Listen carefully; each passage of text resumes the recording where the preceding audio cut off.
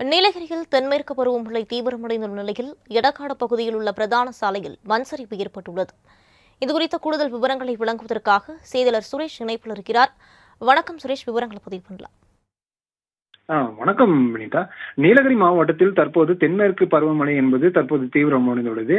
அதன் காரணமாக உதகை மற்றும் அதன் சுற்று வட்டார பகுதிகளில் கனமழை முதல் மிதமான மழை பெய்து வருகிறது. கடந்த 10 நாட்களுக்கும் மேலாக தென்மேற்கு பருவமழை தீவிரமடைந்துள்ள நிலையில் கடந்த 3 நாட்களுக்கும் மேலாக உதகை, குந்தா, கோத்தகிரி, குன்னூர் அதன் சுற்று வட்டார பகுதிகளில் பலத்த காற்றுடன் கூடிய சாரல் மழை என்பது பெய்து வருகிறது.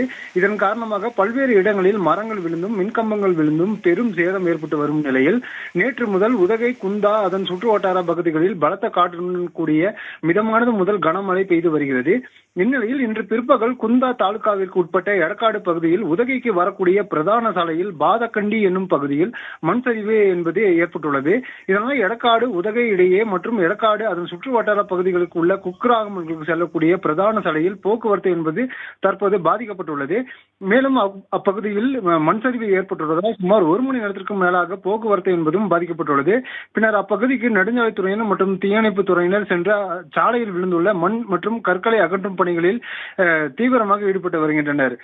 வினிதா, விரிவான விவரங்களுக்கு நன்றி சுரேஷ்.